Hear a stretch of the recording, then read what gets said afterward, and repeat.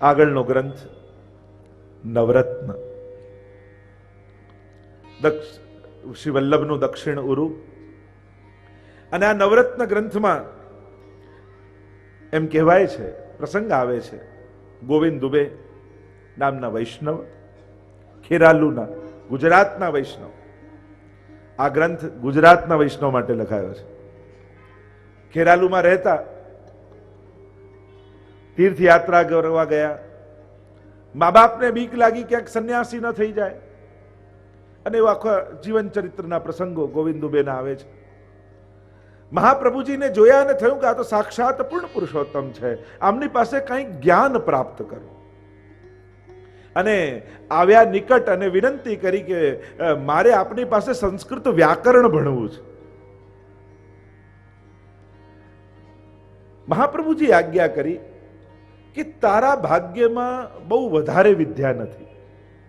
એમ કર, તું ભગવદ્ ગીતાજી લઈ આવ, હું તને ગીતાજી એ રીતે ભણાવીશ કે વ્યાકરણ આપમેળે આવડી જાય.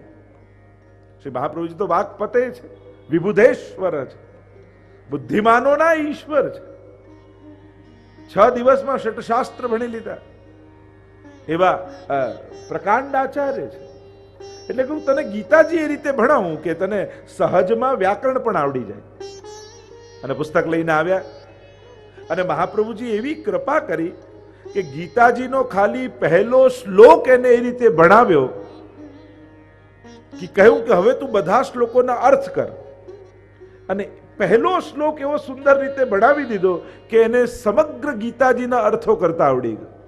એને આશ્ચર્ય થયું કે આ કોઈ સાધારણ વ્યક્તિ નથી લાગતા, આ તો વાણીના પતિ ઈશ્વર લાગે છે. નહીં તો આવું સંભવે નહીં. મારી કોઈ એવી તીવ્ર બુદ્ધિ નથી કે મને આવડે, પણ આપ કૃપાળુ છે, આમની કૃપાથી મને વિદ્યા મળી છે. અને વ્યાકરણે શીખી ગયા અને ગીતાજી આવડી ગયું.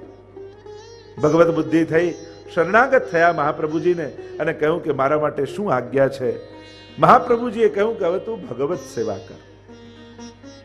કૃષ્ણ સેવા સદા કાર્યા માનસી સા પરામતા. અને ભગવત સેવા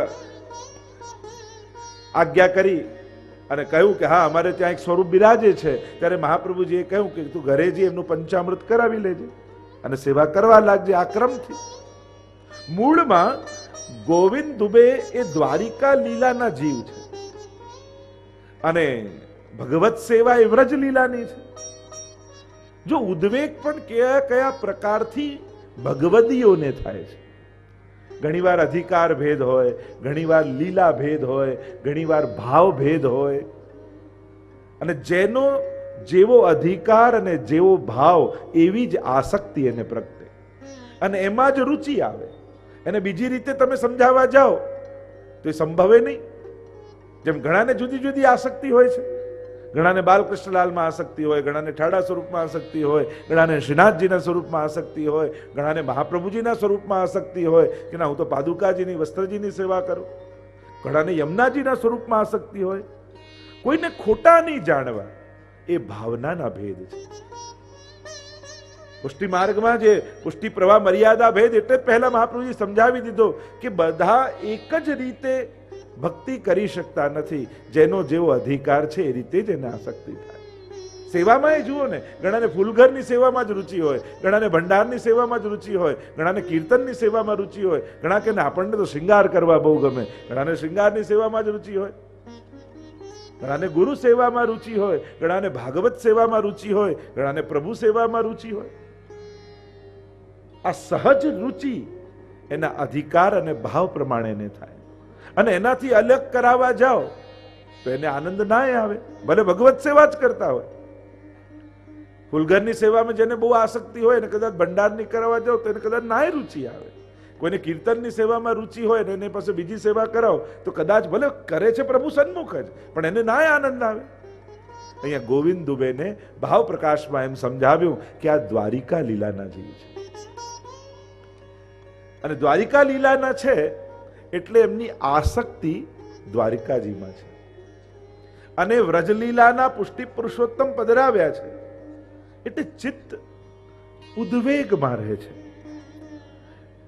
કે આ સેવા કરું છું એ બરાબર છે કે નહીં, ક્યાંક મારી લૌકિક ગતિ તો નહીં થાય, મારું મન સેવામાં નથી રહેતું.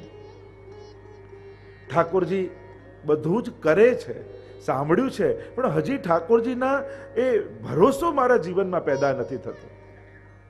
એવા અનેક પ્રકારની અલૌકિક ચિંતાઓ ગોવિંદ દુબેને થઈ રહી છે. મહાપ્રભુજી અડેલ બિરાજ્યા છે, એક વૈષ્ણવ જવાના છે તો એની સાથે પત્ર લખી અને મહાપ્રભુજીને મોકલાવ્યો. મહાપ્રભુજી પત્ર વાંચો, મારું ચિત્ત સેવામાં રહેતું નથી, ઉદ્વેગિત અને વ્યગ્ર રહે છે, આપ કોઈ ઉપાય બતાવો. અને ત્યારે મહાપ્રભુજી અડેલમાં આ નવરત્ન નામનો ગ્રંથ રચી અને વૈષ્ણવ થકી મોકલાવ્યો ખેરાળુ ગોવિંદ દુબે પાસે. અને જ્યાં નવરત્નનો પાઠ ગોવિંદ દુબેએ કર્યો અને સમગ્ર ચિંતાઓમાંથી મુક્ત થઈ ગયા. અર્થ સહિત, એની ભાવના સહિત મહાપ્રભુજી શું આજ્ઞા કરે છે, કેવલ શબ્દાશ્રય નહીં કરવો, એનો ભાવ આશ્રય પણ કરો. આપણે પાઠ તો કરીએ છીએ, ઘણી વાર આપણને એમ થાય, કોઈ પણ લૌકિક ચિંતા થાય એટલે તુરંત આપણે એમ કરીએ કે નવરત્ન કરી. ખરેખર લૌકિક ચિંતાઓ માટે તો નથી. એટલે જ આપણા આચાર્યો એમ કહે કે લૌકિક ચિંતા માટે નવરત્ન કરવું એટલે મચ્છર મારવા માટે સ્ટેનગન વાપરવા બરાબર છે. કે લૌકિક ચિંતાઓ તો શરણાગતિથી જ દૂર થઈ જશે, પણ આ જે ચિંતાઓની વાત છે એ પરમ અલૌકિક ચિંતાઓની વાત છે. કારણ કે વૈષ્ણવની ચિંતાઓ પણ સાધારણ હોતી નથી. જો મહાપ્રભુજીએ ચિંતા કરી, પણ મહાપ્રભુની ચિંતા વ્યક્તિગત નથી, સમષ્ટિગત છે કે સમગ્ર દૈવી જીવોનો ઉદ્ધાર કેમ થાય. એમ જ અહીંયા જે ચિંતા છે એ પોતાના પ્રભુના સુખની વિચારની ચિંતા છે, સ્વ સેવામાં આનંદ આવે એની ચિંતા છે. અને એ વિચાર જ્યારે ગોવિંદ દુબેને આવ્યો, નાનું જ્યારે વાંચન અને પઠન કર્યું, ત્યારે આ નવરત્ન ગ્રંથની કૃપાથી, જો ઘણીવાર આચાર્ય કૃપા થાય, ઘણીવાર ગ્રંથ કૃપા પણ કરતું હોય છે. તમને કોઈ ગ્રંથમાં આસક્તિ થઈ જાય ને તો એ એક ગ્રંથ જ તમને સર્વ અભિષ્ટ આપનારા સમર્થ બની જાય છે. ઘણીવાર કોઈને નામમાં આસક્તિ થઈ જાય, ઘણાને કોઈ સ્થાનમાં આસક્તિ થઈ જાય, ઘણાને કોઈ સાધનમાં આસક્તિ થઈ જાય, ઘણાને કોઈ વિશેષ સેવામાં આસક્તિ થઈ જાય, ઘણાને કોઈ એની વચનમાં આસક્તિ થઈ જાય, અને એમાં એટલી શ્રદ્ધા બેસી જાય કે એના માટે એ જ ઉદ્ધારક બની જાય. આપણે ત્યાં તો વાર્તા પ્રસંગમાં આવે છે, ગુસાઈજી કહ્યું પરે ને, ગુસાઈજીના શબ્દમાં એટલી નિષ્ઠા કે પરે નામથી ઠાકોરજી નિકટ આવી ગયા. તેમનું વચન પર શ્રદ્ધા છે. એમ ઘણી બધી શ્રદ્ધાઓ કાર્ય કરતી હોય છે. મેં ઘણાને એવા જોયા છે, યમનાષ્ટકમાં એવી એને આસક્તિ હોય, અહર્નિશ જપતા હોય ને યમુનાજીની કૃપા એના પર એવી થાય કે એ યમનાષ્ટકના પાઠના પ્રભાવથી એના જીવનના સઘળા કાર્યોને મનોરથો ઠાકોરજી સિદ્ધ કરી. ઘણાને સર્વોત્તમજીમાં એવી આસક્તિ હોય, એવા ઘણા વૈષ્ણવ મેં જોયા છે, અખંડ સર્વોત્તમજીના પાઠ કરતા, એના મનમાં ચાલતું જ હોય. અને એની કૃપા થઈ જાય, ગ્રંથની કૃપા. કારણ કે આ બધી વાણી પણ સાધારણ વાણી નથી, આ વાકપતેની વાણી છે. એટલે એક એક શબ્દો પણ સ્વરૂપાત્મક છે. અને અહીંયા નવરત્ન ગ્રંથ મહાપ્રભુજી આ રીતે ગોવિંદ દુબે માટે રચ્યો. સર્વ ચિંતાઓમાંથી મુક્ત થયા. 5 ટીકાઓ નવરત્ન ગ્રંથ ઉપર છે, જેમાં આચાર્યોએ મહાપ્રભુજીની વાણીનો આશ્રય અને અભિપ્રાય આપણને સમજાવ્યો છે. આપણે સાર રૂપે દરેક ટીકાઓને જોઈને આગળ વધીશું. મહાપ્રભુજી નવરત્ન કે 9 રત્નો છે. જેમ સમુદ્ર મંથન થયું ને ત્યારે 14 રત્નો નીકળ્યા, ભાગવતજીમાં કથા આવે છે, એમ ગોવિંદ દુબેના હૃદયરૂપી મનરૂપી સમુદ્રનું મંથન મહાપ્રભુજીએ કર્યું. યા મહાપ્રભુજીએ પોતાના હૃદયનું મંથન કરી અને આ 9 રત્નો પ્રગટ કરી અને વૈષ્ણવ માટે આપ્યા છે. પેલા બધા રત્નો હતા એ તો ક્યાંક ને ક્યાંક કોઈક ને કોઈક લઈ ગયા, જેનો જ્યાં અધિકાર હતો. કારણ કે વિષ નીકળ્યું અને ઐરાવત નીકળ્યા અને લક્ષ્મીજી પ્રગટ થયા અને ઘણી બધી લાંબી એની કથા, અને એ રત્નો પ્રગટ થયા.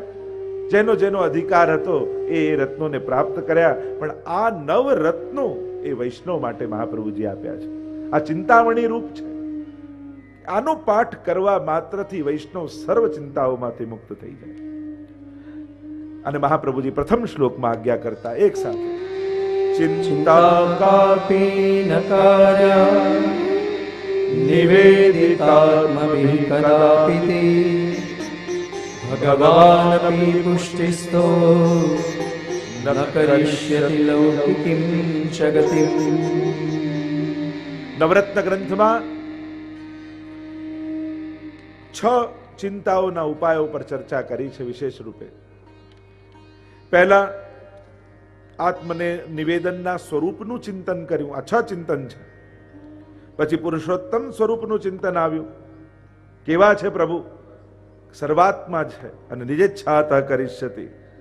ત્રીજું સ્વ સાક્ષી ભાવનું ચિંતન બતાવ્યું, સાક્ષીણો ભવતા અખિલા. ચોથું ચિંતન બતાવ્યું સેવા માટેના વિવેકનું. પાંચમું ચિંતન પ્રભુની લીલાના ભાવનાનું ચિંતન, તથૈવ તસ્ય લીલેતિ બતવા ચિંતામ ધૃતમ તજેત. અને છઠ્ઠું ચિંતન એ શરણાગતિની ભાવનાનું ચિંતન.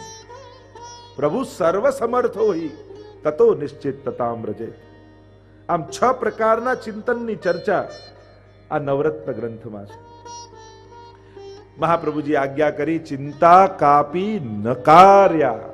હે વૈષ્ણવો, જો મહાપ્રભુજીની વાણી નિમિત્ત એકને બનાવ્યા છે, પણ કેવલ એક માટે નથી. જેમ ગીતાજી છે, અર્જુનને નિમિત્ત બનાવ્યા, પણ ગીતાજી કેવલ અર્જુન માટે નથી. સુખદેવજી પરીક્ષિત માટે કહે છે, પણ કેવલ પરીક્ષિત નિમિત્ત છે એના માટે નથી.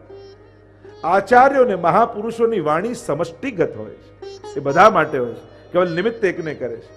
એ દરેક કાલમાં ઉપયોગી હોય છે.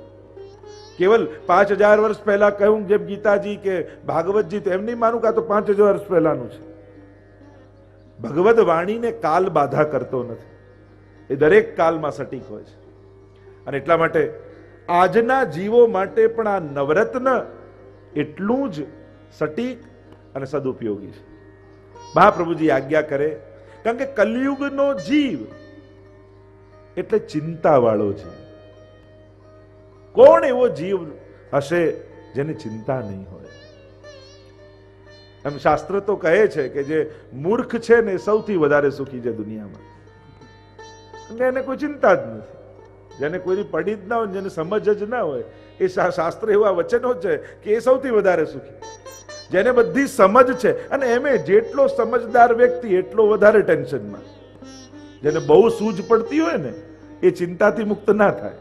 એટલે હોશિયાર વ્યક્તિને વધારે ચિંતા હોય, કારણ કે એને એ દેખાતું હોય પેલો હવે શું કરે, એને ભવિષ્ય દેખાતું હોય. અને આપણે તો પાછા બધા એટલા હોશિયાર, મારા માટે એ શું વિચારતો હશે, હવે તું તારું વિચાર, એનું તું વિચારી લઈશ તો એ શું વિચારશે. આપણે તો એટલા બધા હોશિયાર, સામેવાળાના મનનું વિચારી લઈએ, આપણું તો વિચારીએ, પણ પેલો શું વિચારતો હશે એનો વિચાર આપણે કરી લીધો, એ તો એના માટે છોડ. ચલો, ચિંતા કરવાની તમને બધાને છૂટ, પણ એ ચિંતા કરો જેનાથી કઈ ફેર પડવાનો હોય. કઈ ફેર જ ન પડવાનો હોય, જેનો ખાલી ફેરમાં તો એટલો ફેર પડશે કે બીપી ડાયાબિટીસ વધી જશે, બીજો કોઈ ત્રીજો ફેર જ ના પડવાનો હોય, તો પછી એ ચિંતા કરવાનો અર્થ શું? મેં પહેલા જ કહ્યું ને કે અક્ષરો ઘૂંટવાથી ઘાટા થાય છે, ભૂસાતા નથી. આ ચિંતાઓ દુઃખને ઘૂંટવાનો પ્રકાર છે. કોઈ વસ્તુનું વધારે ચિંતન કરો ને, અને એમ પણ દુઃખ કરતા દુઃખનો વિચાર વધારે ભયંકર હોય. આવું થશે તો, આમ થશે તો, આમ થશે તો. દુઃખ આવે ત્યારે તો આપણે લડી લઈએ, પણ દુઃખ આવશે એનો જે વિચાર હોય છે ને, એ દુઃખ કરતા ખતરનાક હોય છે. મહાપ્રભુજી આજ્ઞા કરે, ચિંતા કાપી નકાર્યા. કેમ ચિંતા કેમ ન કર? નિવેદિતાત્મભિ કદાપિતિ ભગવાન અપી પુષ્ટિસ્થો ન કરિષ્યતિ લૌકિકીમ જગતિમ. આ તો વૈષ્ણવની ચિંતા નહીં. અને વૈષ્ણવની ચિંતા શું છે? કે પ્રભુ આ સંસારમાં રહું છું, અને સંસાર નથી ગમતો એવું પણ નથી. એવી કોઈ અવસ્થા નથી આવી ગઈ કે ક્યાંય રુચિ ન હોય, ક્યાંય આસક્તિ ન હોય, ક્યાંય મન લાગતું ન હોય. દરેક જગ્યાએ મન લાગે છે, એ દિક્કત છે. બધું જ ગમે છે, એ ભય છે. ચિંતા તો એની છે. કદાચ પ્રતિકૂળતાઓ હોય ને ક્યાંય બંધ બેસતું ન આવતું હોય, અને બધેથી મન ઉઠી જાય, એ તો જુદી વાત.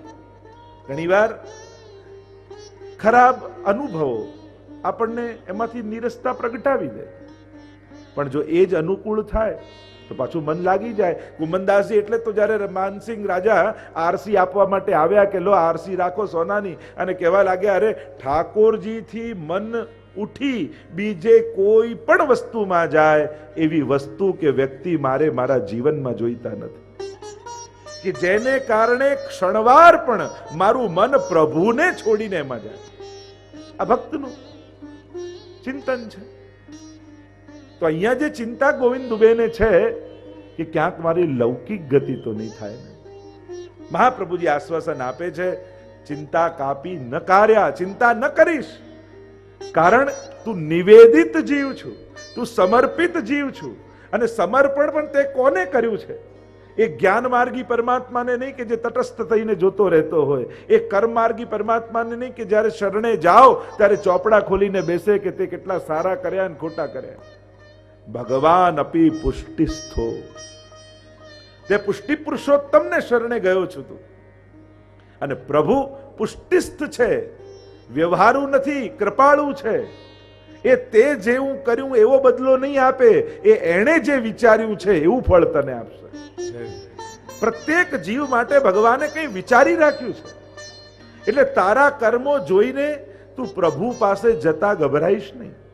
એક વસ્તુ જીવનમાં યાદ રાખજો, પ્રભુ પાસે જ્યારે પણ જવાનો અવસર મળે ને ત્યારે પોતાના અપરાધ કે પોતાના દોષોનો વિચાર કરી રોકાઈ નહીં જવું, અટકી નહીં જવું.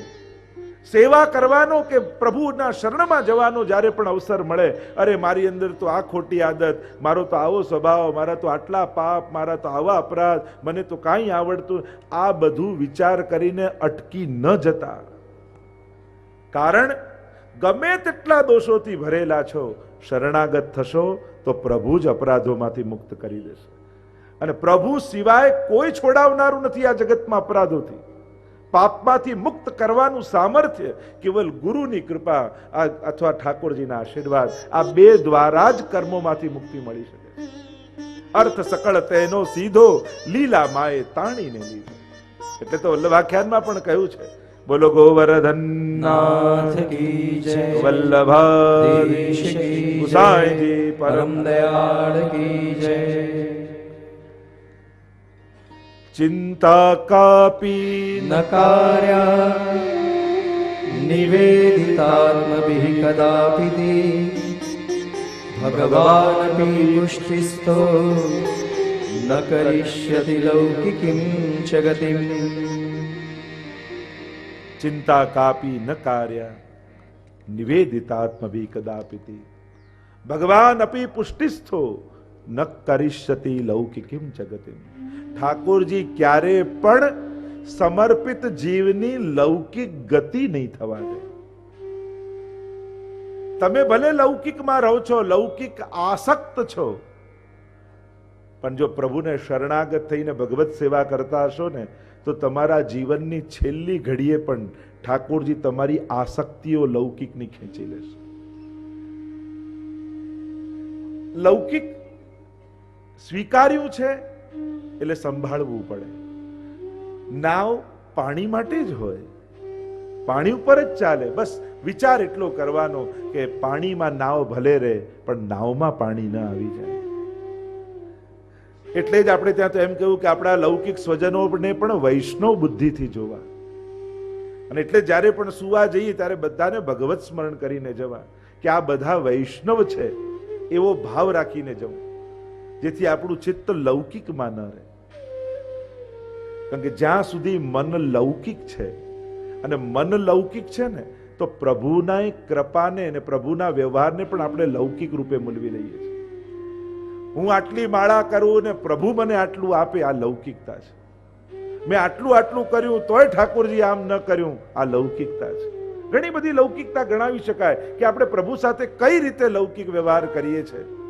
બસ ચિંતાનો ઉપાય મહાપ્રભુજી બતાવે છે કે ચિંતા જો રોગ છે તો એની ઔષધિ શું છે તો કે ચિંતન. ભગવદ શરણાગતિનું ચિંતન એ જ એની ઔષધિ છે. એટલે તો આપણા ભગવદીઓ કહે ને કે ચિત્ત તું સિદ્ધને ચિંતા ધરે, કૃષ્ણને કરવું હોય તે કરે. चित તું સિદ્ધને ચિંતા કરે, જીવ તું સિદ્ધને ચિંતા કરે,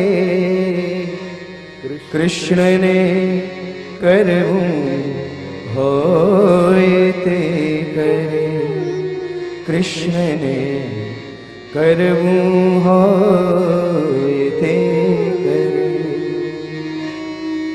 તું અંતર ઉદ્વેગ ધરે, તું અંતર ઉદ્વેગ ધરે, તું અંતર ઉદ્વેગ ધરે, તેથી કારજ શું સરે, ધણીનો ધાર્યો મનસુવો, ધણીનો ધાર્યો મનસુવો, હર બ્રહ્માથી નવ ફરે, કૃષ્ણને કરવું હોય તે. જે ભગવાને લેખો લખીને મોકલ્યા છે કેમે કરીને ફરવાના નથી. જે મળ્યું છે એને પ્રસાદી માનીને સ્વીકારો, ભગવદ ઈચ્છા માનીને સ્વીકારો. કારણ કે તમારી બુદ્ધિથી વિચારવા જશો, મહાપ્રભુજી ત્યાં વિવેક ધૈર્યાશ્રયમાં પણ આજ્ઞા કરશે, પ્રાર્થિત એવા તત કિમ સ્યાત સ્વામ્યાભિપ્રાય સંશયાત. આપણી માંગણી એ ભગવાન પર શંકાનું પ્રમાણ છે. દોરી સર્વની એના હાથમાં, દોરી સર્વની એના હાથમાં, ભરાવ્યું ડગલું ભરે, જેવો જંત્ર વજાડે જંત્રી, જેવો જંત્ર વજાડે જંત્રી, એવો સ્વર નિસરે, કૃષ્ણને કરવું હોય તે કરે. ચિત્ત તું સિદ્ધને ચિંતા કરે, કૃષ્ણને કરવું હોય તે. ભગવાન અપી પુષ્ટિસ્થો ન કરિષ્યતિ લૌકિકમ જગતિમ. લૌકિક ગતિ જીવની નહીં થવા દે, મહાપ્રભુજી આજ્ઞા કરે. વાર્તા સાહિત્યમાં એવા અનેકવિધ પ્રમાણો, જ્યારે જ્યારે જીવની લૌકિક ગતિ થવા થઈ ત્યારે ઠાકોરજી એનું લૌકિક લઈ લીધું અને સુખ આપી કે કોઈ સંકટ આપી ભગવાન એનું ચિત્ત પોતાનામાં ખેંચી લે છે. પ્રભુ સદા એમ ઈચ્છે છે કે મારા પ્રત્યે ભક્ત નિશ્ચિંત ન થાય. ચિંતા જ કરવી છે તો પ્રભુની કરો. જો અમુક ચિંતાઓ પણ ભાગ્યશાળીને થાય. કોઈ એમ કે જોજો ને 5-5 ગાડી પડી છે કે ડ્રાઈવર નથી આવ્યા, આ બધા રૂમના એસી લાઈટ જતી રહી કે એસી નથી ચાલતો, બધા જ ઘરેણા લગ્ન માટે લાઈને રાખ્યા હતા, બધા ઘરે પડ્યા છે, હજી બેંકમાં મૂકવા જવાનો ટાઈમ. હવે આવી ચિંતા કોને થાય? જેને ત્યાં આ બધું હોય. જેને કઈ ના હોય ના ચિંતા થાય. અમુક ચિંતા હોય નસીબ વાળાના ભાગ્ય એનામાં હોય છે. એમ તમને થાય ને ઓ સવારે ઉઠવું પડશે, મનોરથ છે, સામગ્રી કરવી પડશે, શિંગાર ધરવા પડશે, આ બધી તૈયારીઓ કરવાની છે. ભાગ્યશાળી છો કે ભગવાન એની ચિંતા તમારા માથે નાખે છે. જે આખી દુનિયાની ચિંતા કરનારો છે એ પરમાત્માની ચિંતા અમારા વૈષ્ણવો કરે છે. આ તો નસીબ વાળાના ભાગ્યમાં લખાયેલું હોય કે જેને ભગવાનની ચિંતા કરવાનો લાભ મળે. બાકી મોટા ભાગની દુનિયા તો આ સંસારની ચિંતા કરી કરીને ખપી જાય. ઘણાને મેં જોયા મોટી ઉંમરે પણ, છેલ્લી ઉંમરે પણ હવે પૌત્રાનું શું થશે ને એના લગ્ન થશે કે નહીં, કે એને બાળક થયું કે નહીં, એ સેટ થયો કે નહીં. તમારું કર્તવ્ય તમે નિભાવ્યું, હવે આગળ વાળાની ફરજો છે કરે. લોકો એમ માનતા હોય કે બસ મોટા થઈ એટલે નિશ્ચિંત થવાય. નાના ચિંતાઓ વધે જ છે, કઈ ઘટતી નથી. પણ ક્યાં સુધી ચિંતા કરવી એનો વિચાર કરવો. બને તો એટલી તો કોશિશ કરો કે દુકાનની ચિંતા ઘરે નહીં લાવું ને ઘરની ચિંતા દુકાને નહીં લઈ જાઉં. બસ આટલું તો નક્કી કરો. ક્રોધ માટે પણ એ જ નક્કી રાખવું. ક્રોધ જેના પર આવ્યો હોય નક્કી કરો કે એનો ક્રોધ બીજા ઉપર નહીં કાઢો. જે રૂમમાં ગુસ્સો આવ્યો હોય એ ગુસ્સાને બીજા રૂમમાં નહીં લઈ જાઓ. અને ગુસ્સો જે દિવસે આવ્યો હોય એની તારીખનું કેલેન્ડરની તારીખ બદલાય પછી બીજી તારીખમાં ટ્રાન્સફર નહીં કરો. અને એની લિમિટેશન લાવી દો અંદર. એટલે આપમેળે થોડું કંઈક બંધનમાં આવી જાય. આપણે સેવા સત્સંગ એ બધાને એવું ટાઈમમાં 2 કલાક તો કરવાની જ, એટલે ત્રીજો કલાક તો ના જ કરવું. 2 કલાક એટલે 2 જ કલાક. એ બધું ટાઈમ પીરિયડમાં. ને ક્રોધ, લોભ, ઈર્ષા એમને તો એવો છૂટો દોર આપીએ છે કે જ્યારે એને કરવું હોય ત્યારે થાય. તો સારી વૃત્તિઓ બધી જ ટાઈમમાં બાંધી રાખીએ, ખરાબ વૃત્તિઓ 24 કલાકમાં. આ તો અન્યાય કહેવાય. તો કહ્યું આપણા તો વાર્તા સાહિત્યમાં અનેકવિધ એવા પ્રસંગો છે કે જ્યારે જ્યારે ભગવાનને એમ થયું કે હવે આની જો સંસારી ગતિ થવાની છે તો ભગવાને જે નિમિત્તો હતા એ નિમિત્તોને લઈ લીધા. એમ જ જ્યારે પણ જીવનમાં કાંઈ પણ આપણા જીવનમાંથી જાય ત્યારે એમ માનજો કદાચ આને જ કારણે મારું પતન થવાનું હતું, આને કારણે જ મને બંધન થવાનું હતું. અને જેના કારણે તમારું અહિત થવાનું હશે ભગવાન એ વસ્તુ કે વ્યક્તિ તમારી જોડે નહીં રહેવા દે. ક્યાંક એને આપણે નથી જાણતા ભવિષ્યમાં શું થાય, આપણને કેવા વિચાર આવે, કઈ બુદ્ધિ થાય, ક્યાં આપણું મન ફસાય. એક મૃગ કે કારણે ભરત ધરી મૃગ દેહ, તુલસી વાકી કહા ગતિ જો સબસો કરત સને. એક હરણમાં મન ગયું તો બીજા જન્મમાં હરણ થવું પડ્યું. તો આપણું મન તો ક્યાં ક્યાં અટાવો મારે છે, ક્યાં ક્યાં ફરે છે, કેટલી જગ્યાએ બંધાયેલું છે, કેટલી જગ્યાએ જોડાયેલું છે. વિચાર તો કરો. એક તાણું પડે નાવમાં ને નાવ ડૂબી જાય, આપણે તો કેટલા છિદ્રો લઈને ફરીએ છીએ. ચિંતન તો કરો ક્યાં ક્યાં મન ફસાયેલું છે. અને એટલા માટે મહાપ્રભુજી કહે અરે ભક્ત તારી લૌકિક ગતિ પ્રભુ નહીં થવા દે, નિશ્ચિત વાત છે. અને એટલા માટે ઠાકોરજી ઘણી વાર એમ કરે. એક શેઠજી હતા અને એને ચિત્ર બનાવવાનો બહુ શોખ. અને એને થયું કે આ પર્વત ઉપરથી આખું દ્રશ્ય ખીણનું બનાવું. ચાકરને લીધો સાથે, રંગના બધા ડબ્બા અને કાગળ ને બધું લઈને ચાલ્યા પર્વતના શિખર ઉપર. અને ત્યાં સુંદર પેઇન્ટિંગ કરી રહ્યા હતા સામેના દ્રશ્યનું. અને એટલું સુંદર ચિત્ર બનાવ્યું. અને પર્વતના શિખર ઉપર છે અને પોતાના બનાવેલા ચિત્રને જોવા લાગ્યા. થોડા પાછળ જતા જતા કેવું સુંદર છે, આ એંગલે કેમ લાગે, આમ એમ થોડું પાછળ એક એક સ્ટેપ પાછળ જતા જાય, જોતા જાય. અને હવે એમને ભાન ન રહ્યું ને ચિત્રમાં એવા ખોવાઈ ગયા કે બસ 2 ડગલા રહી ગયું ને ખીણમાં પડે. ચાકરે આ જોયું કે અરે શેઠજી પડવાની તૈયારીમાં છે, હું બૂમ પાડીશ તો કદાચ ગભરાઈને પડી જશે. શું કરું? એને રંગનો ડબ્બો હાથમાં હતો, એ ચિત્ર ઉપર ઢોળી દીધો. અને દોડતા શેઠજી આવ્યા ને એક થપાટ ચાકરને મારી. મેં આટલું સુંદર ચિત્ર બનાવ્યું તે આમ બગાડી નાખ્યું. આવું કેમ કર્યું? શેઠજી આ પડી ના જાઓ ને એટલે ચિત્ર બગાડ્યું છે. એમ ઘણીવાર સંસારનું ચિત્ર ભગવાન બગાડે તો બગાડવા માટે આપણને દુખી કરવાનું કારણ નથી હોતું, આપણે પડી ન જઈએ એ બચાવવા માટે ભગવાન બગાડતા. ક્યાંક આપણું પતન ન થઈ જાય એટલે પ્રભુ ખેંચી લેતા. આગળ મહાપ્રભુજી આજ્ઞા કરે દ્વિતીય શ્લોકમાં, નિવેદનમ તુ સ્મર્તવ્યમ સર્વથા તાદૃશૈજનૈ સર્વેશ્વરસ્ય સર્વાત્મા નિજેચ્છાત કરિષ્યતિ.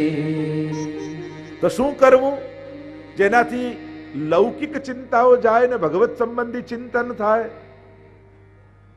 ભાવ દ્રઢ થાય. કારણ કે દ્રઢતાના અભાવમાં જ ચિંતા પેદા થાય છે. પ્રત્યેક ચિંતા ભગવાનના અવિશ્વાસનું દ્યોતક છે કે મારા માથે કોઈ નથી, મારું કરનારું કોઈ નથી, કોણ કરશે? આ અવિશ્વાસ જ. એટલે મહાપ્રભુજી આગળ કહેશે 16 ગ્રંથમાં, અવિશ્વાસો ન કર્તવ્ય સર્વથા બાધકસ્તુ સહ. અવિશ્વાસ આ માર્ગમાં બહુ જ મોટો બાધક છે. ભરોસો ગયો ને પતન.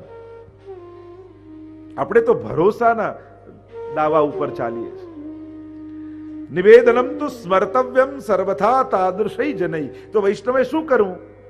તો આપણે જે બ્રહ્મ સંબંધ લીધું ને, એ નિવેદન મંત્રનું, એ નિવેદનનું ભગવદીય વૈષ્ણવ સાથે મળી અને સદાય સ્મરણ કરવું કે મેં વ્રત કરી, અપરસ કરી, હાથમાં તુલસી દળ લઈ ઠાકોરજીની આગળ ઊભા રહી, ઠાકોરજી આગળ કયા વચનો મેં પ્રભુને આપ્યા યાદ કરો. જ્યારે પણ જીવનમાં સંકટ આવે તો શરણાગતિને યાદ કરવી. કુંતાજી પણ એમની સ્તુતિમાં જ્યારે સંકટ, કેટલા સંકટો આવ્યા, ઉત્તરા તમે જુઓ, સંકટ આવ્યો, કોઈ લૌકિક પાસે ન ગઈ. પાહી પાહી મહાયોગીન દેવ દેવ જગતપતે નાન્યમ ત્વદ ભયમ પશ્યે યત્ર મૃત્યુ પરસ્પર. સંકટ આવે ત્યારે શરણાગતિને યાદ કરવી કે મારા માથે કોણ છે, હું કોના શરણમાં છું.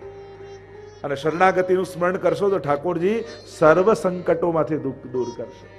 એટલે આપણે ત્યાં કહીએ છીએ ને, સુખાવસાને ઇદમેવ સારમ દુઃખાવસાને ઇદમેવ જ્ઞેયમ દેહાવસાને ઇદમેવ જાપ્યમ ગોવિંદ દામોદર માધવેતિ. નિવેદનમ તુ સ્મર્તવ્યમ સર્વથા તાદૃશી જનૈ. ભગવદીય જનો સાથે નિવેદનનું સ્મરણ કરવું. ભગવદી જન કોને કહેવાય? જેના સંગથી તમારો ભરોસો મજબૂત થાય એ ભગવદી છે. અને જેના સંગથી ભગવાનના સામર્થ્યમાં શંકા પેદા થાય એ દુસ્સંગ છે. ભલે ને ગળામાં કંઠી માથે તિલક હોય, જે અવિશ્વાસ જગાવે એને દુસ્સંગી જાણવું. ભલે ગમે તેટલો વિદ્વાન ને ગમે તેટલા શાસ્ત્રો એને મોડે હોય, પણ જેના સંગથી ભગવાનમાં ભરોસો ઉઠવા લાગે તો માનજો મને દુસ્સંગ થઈ રહ્યો છે. જેના સંગથી પ્રગટ સ્વરૂપોમાં અશ્રદ્ધા જાગે એને દુસ્સંગ જાણવું. ઘણી વાર એમ વિદ્વાન હોય પણ એની તકલીફ શું હોય કે હવે બધું ખતમ થઈ ગયું છે, હવે બધું બગડી ગયું છે, જે હતું સારું એ પહેલા હતું. એટલે એમ કહીને તમારું વર્તમાનમાં તમને અશ્રદ્ધા પેદા કરે એને પણ દુસ્સંગ જાણો. રાવણને તકલીફ શું હતી? ભગવાન પર ભરોસો હતો પણ આ રામ ભગવાન નથી, બસ એ એને શંકા હતી એટલે એનું પતન થયું. પ્રગટ સ્વરૂપમાં અશ્રદ્ધા હતી એટલા માટે એનું પતન થયું. બાકી એ નાસ્તિક નહોતો, ભગવાનમાં માનતો હતો, પણ પ્રગટ જે રામ સામે છે આ ભગવાન છે, બસ એ ભરોસો ના હોય. એમ ઘણા એવા હોય, જાણકાર હોય, વિદ્વાન હોય, બધું હોય, પણ પ્રગટ સ્વરૂપમાં આપણને અશ્રદ્ધા કરાવી દે. હવે ક્યાં ઠાકોરજી બોલવાના ને હવે ક્યાં માંગવાના, આ મિશ્રી ધરવાથી શું થાય ને પાઠ કરવાથી શું થાય, એમ આપણે જે કરતા હોઈએ ને એમાં શંકા જગાવી દે. એટલે જે કરતા હોય એ છોડાવી દે. હવે ક્યાં આવું રહ્યું છે ને હવે કોણ એવા રહ્યા છે ને હવે ક્યાં સારા વૈષ્ણવ. જો સારા વ્યક્તિઓને ન ગોતો, વ્યક્તિઓમાં સારાઈને ગોતો. આપણે શું સારા વ્યક્તિઓ ગોતવામાં સંગથી જ દૂર રહી જઈએ છીએ. વ્યક્તિમાં સારાઈ ગોતવાની હોય, સારા વ્યક્તિ ન ગોતવાના હોય. ચોપડીમાં લખેલા માણસો દુનિયામાં જલ્દી મળતા નથી હોતા, પણ ચોપડીમાં વાંચેલી એક એક વાત દરેક વ્યક્તિમાં આપણે ગોતી લેવાની હોય. સારાઈ દુનિયામાં નથી હોતી, આપણામાં પ્રગટાવવાની હોય છે. આપણે એમ સમજીએ છીએ કે દુનિયા સારી થાય ને પછી સારું જોવું. ના, આપણે સારા થઈ અને દુનિયામાં સારાઈ ગોતવાની હોય છે. આ જ રસ્તો છે દુનિયાનો. સદગુણો શોધવાનો આ જ રસ્તો છે.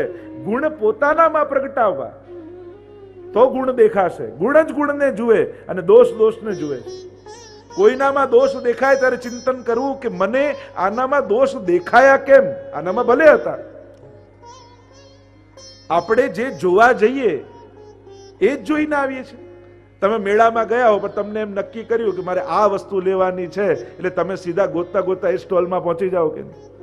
એટલે તમે નક્કી કરીને ગયા કે મારે શું જોઈએ છે તો તમે શોધી લો છો. એમ સંસારમાં જ્યારે ઘરથી બહાર નીકળો ત્યારે તમારે શું જોવું છે એ નક્કી કરીને નીકળો છો.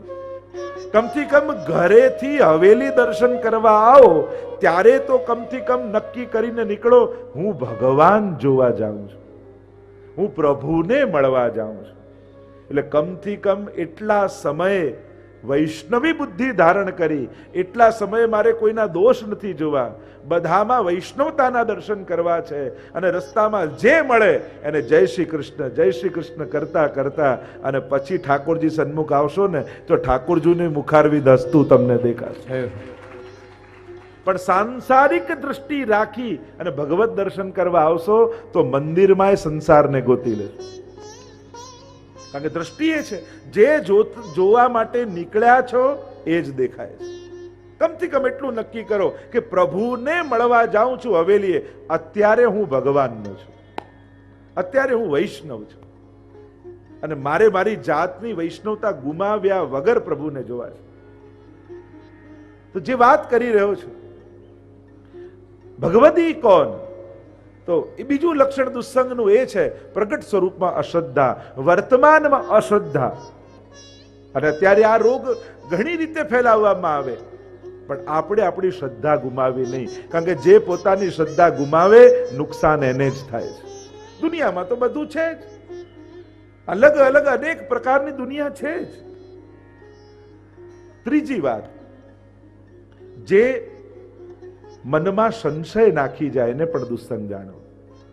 ઘણા લોકો મળે, લો તમે તો આટલી આટલી સેવા કરો તોય તમારી જોડે આમ થયું, એટલે પેલાનું મન ચકડોળે ચડે. લો તમારા બા તો આટલી સેવા કરતા તોય માંદા પડ્યા.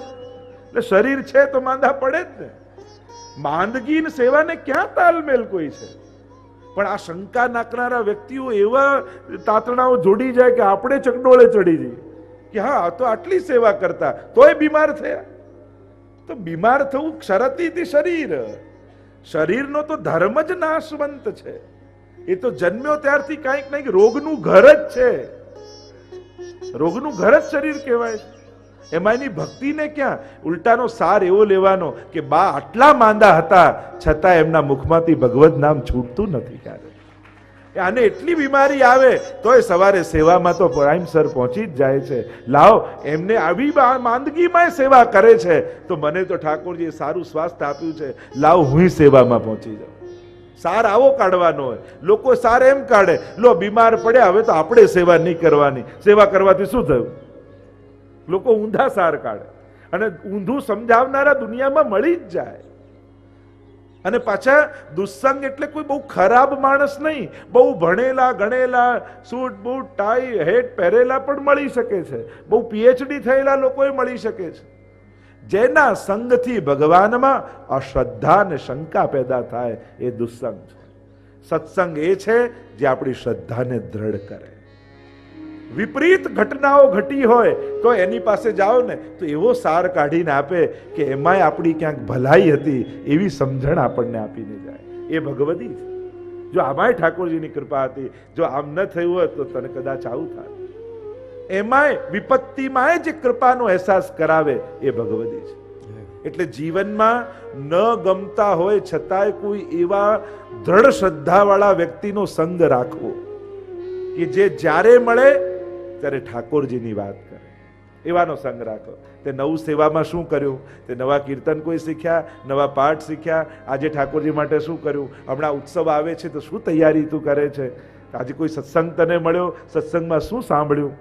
જ્યારે મળે ત્યારે ભગવત સંબંધી ચર્ચા કરી લૌકિકમાં રહેલા આપણા ચિત્તને અલૌકિક કરી નાખે, એનું નામ ભગવદી. હરિજન સંગ છિનક જો હોય, આવા ભગવદી સાથે ક્ષણવાર પણ મળે ને તો જીવન બદલાવા લાગે. હરિજન સંગ છિનક જો હોય, હરિજન સંગ છિનક જો હોય, कोटि स्वर्ग सुख कोटि मुक्ति सुख, कोटि स्वर्ग सुख कोटि मुक्ति सुख, ए सम लहे न कोई, हरिजन संग छिनुक जो हो. પદ્ધતિ એ છે, જેના સંગથી સ્વર્ગ મળે કે મુક્તિ મળે એમ નહીં, પણ જેનો સંગ જ સ્વર્ગ જેવો લાગે એ જ ભગવદી, જેનો સંગ જ મોક્ષ જેવો લાગે એ જ ભગવદી. महद भाग्य पुण्य संचित फल, महद भाग्य पुण्य संचित फल, कृष्ण कृपा जाके. सूरदास हरिजन पद महिमा, सूरदास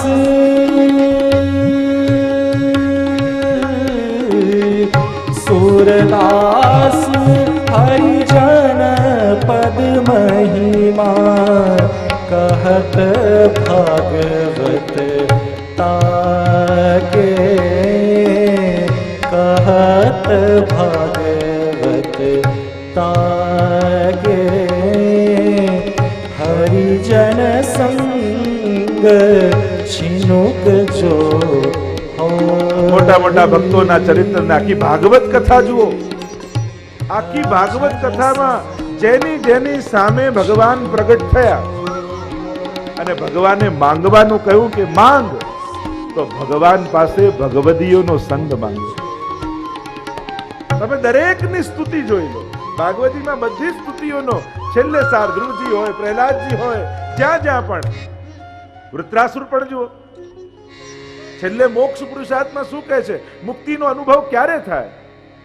મમોત્તમ શ્લોક જનેષુ સખ્યમ, સંસાર ચક્રે ભ્રમત સ્વકર્મભિ, ત્વન્માયયાત્માત્મજદાર્ગે, શ્વાસ સચિત્તસ્ય નનાથ ભૂયા.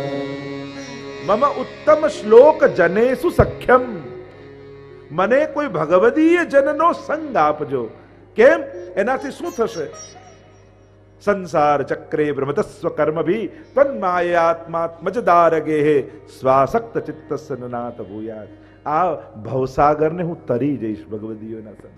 ધ્રુવજીએ પણ એ જ માંગ્યું કે મને કોઈ ભગવદીનો સંગ આપો, જેના સંગથી, જેની સાથે ભગવત ચર્ચા કરતા કરતા આ ભવસાગર પાર થઈ ગયો. દરેક ભગવદી હોય, પ્રહલાદજી હોય, ધ્રુવ હોય, ભગવદીનો સંગ માંગ્યો છે. ભગવદીનો સંગ એ ભગવાનના આવવાની વધાઈ છે. અબ મોહી ભા ભરોસ હનુમંતા, બિન હરિ કૃપા મિલે નહીં સંતા. વિભીષણને હનુમાનજી મળ્યા અને ભરોસો થઈ ગયો કે હવે રામ આવતા જ હશે.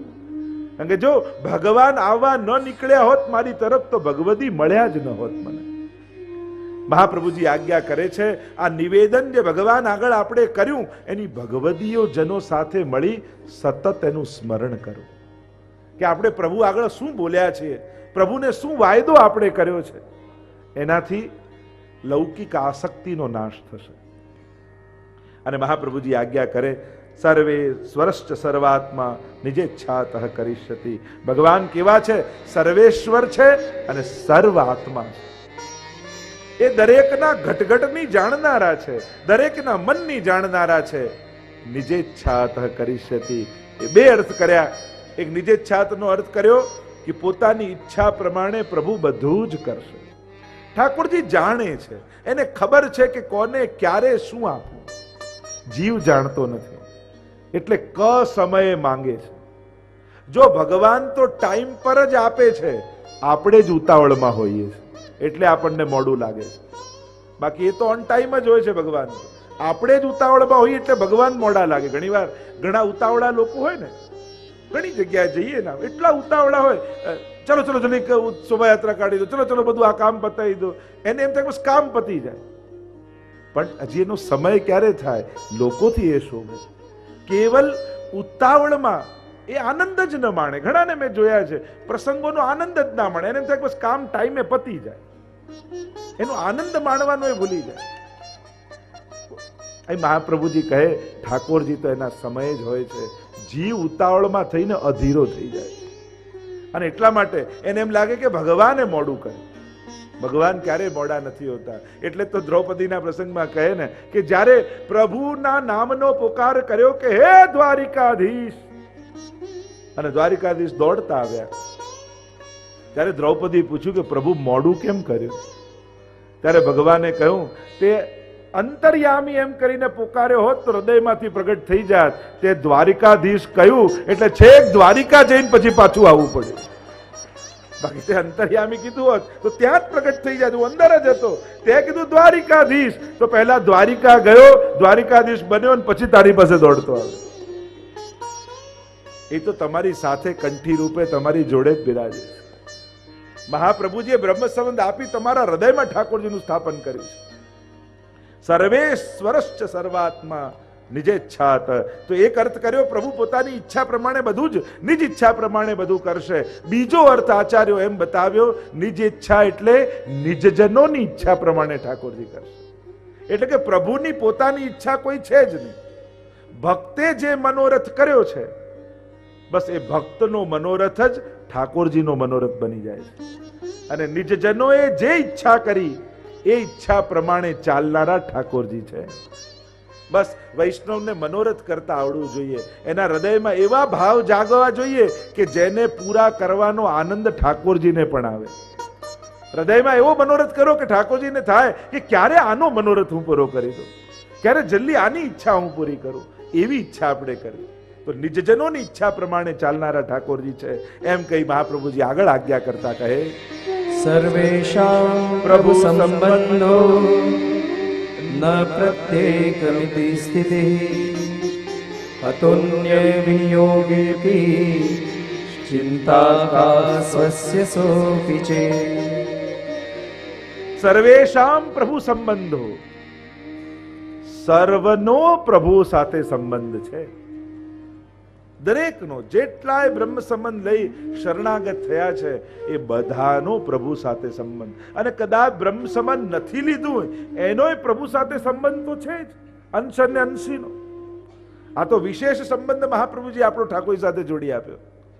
ન પ્રત્યેકમિતિ સ્થિતિ, કોઈ એકનો મુખ્ય હોય એમ નથી. દરેકનો આત્મનસ્તુ કામાય સર્વપ્રિયમ ભવતી એકમ એકોહમ બહુશ્યામ પ્રજાય પ્રભુ જ અને એકમાંથી અનેક થયા છે. એટલે દરેકનો સંબંધ પ્રભુ સાથે છે. અતોન્ય વિનિયોગેપી ચિંતા કા સ્વસ્ય સોપી છે. અને એટલા માટે મહાપ્રભુજી કહે અન્યના વિનિયોગમાં પણ શેની ચિંતા કરવાની. મહાપ્રભુજી કહે જે જીવ પ્રભુના પોતાનો થયો છે એને તો કોઈ ચિંતા કરવાની જરૂર જ નથી. ઠાકોરજી એને પોતાનો ગણ્યો છે. અને એટલા માટે આપણે કહીએ કે હે પ્રભુ હું તમારો થયો, પણ જ્યારે એ બોલીએ છે ત્યારે ઠાકોરજી પણ આપણો સ્વીકાર કરે છે કે આજથી મેં તને સ્વીકાર્યો છે. પણ નાનું બાળક હોય ને, નાના બાળકનો સ્વભાવ શું હોય, એને શેરિંગ કરવું ન ગમે. તમે નાના બાળકમાં એક રમકડું લઈને આવો અને એને કહો કે ચલો બંને ભાઈઓ સાથે રમજો, જેને આપ્યું હોય ને એ બીજાને ના આપે. એમ કે આ વાટીને ખાજે. નાના બાળકના સ્વભાવમાં શેરિંગ હોતું જ નથી. એને વાટીને ખાવું ન ગમે, એને બધા જોડે પોતાની વસ્તુ વેચવી ન ગમે. એને કે આ તો મારી છે, મને લઈને આપી છે.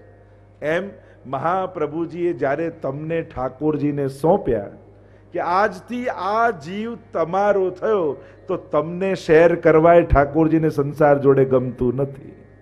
કે મહાપ્રભુજીએ મને આપ્યો છે, આ તો મારો થયો છે, આ પોતે બોલ્યો છે કે હું તમારો થયો.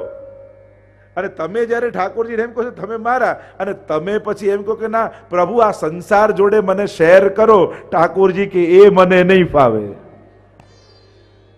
મને આપ્યો છે એટલે તું મારો.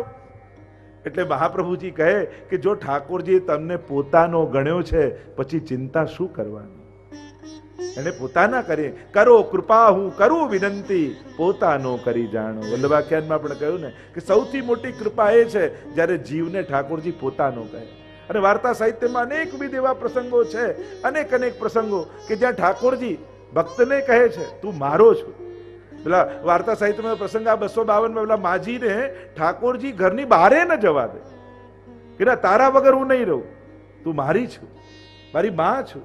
એવો ભાવ રાખીને ઠાકોરજી એને ઘરની બહારે કઈક વસ્તુ લેવા ન જવા, એવો આગ્રહ ઠાકોરજીને જીવ માટે થઈ જાય છે. એમ કહીને આગળ ચોથા શ્લોકમાં મહાપ્રભુજી આજ્ઞા કરે કે જ્યારે જ્ઞાનથી જીવ સમજપૂર્વક શરણાગત થયો તો એને તો આ ભાન રહે, પણ ઘણા જીવ એવા છે જેને સમજ નથી ને પ્રભુના થઈ ગયા, તો એનું શું? અને એનો ઉત્તર આપતા મહાપ્રભુજી આજ્ઞા કરે, અજ્ઞાનાદથવા જ્ઞાનાत् કૃતમાત્મનિવેદનમ યૈ કૃષ્ણ સાત્કૃત પ્રાણે તેષાં કા પરિદેવના.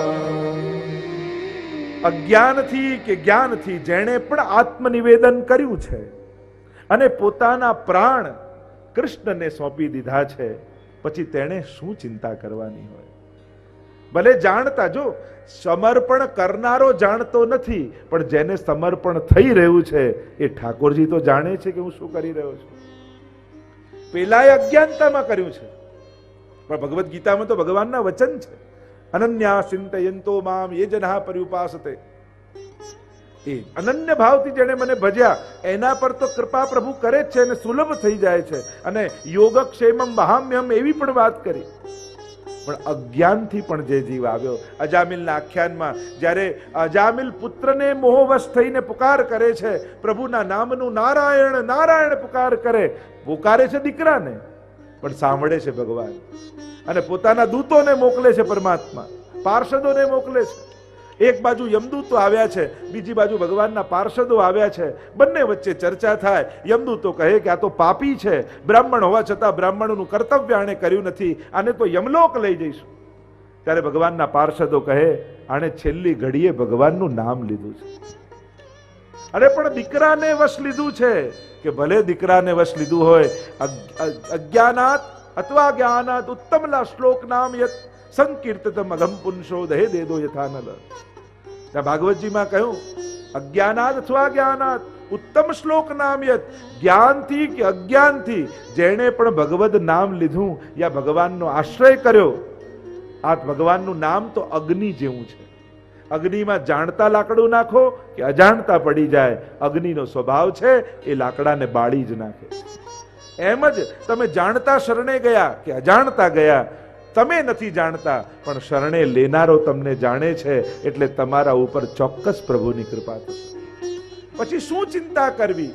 અહીંયા મહાપ્રભુજી કહે કે ભલે અજ્ઞાનથી શરણે ગયા, પણ શરણે ગયા એ મોટો સદગુણ છે. અજ્ઞાનાદ અથવા જ્ઞાનાદ કૃતમાત્મ નિવેદનમ યહી કૃષ્ણ સાકૃત પ્રાણે તેષામ કા પરિદેવના.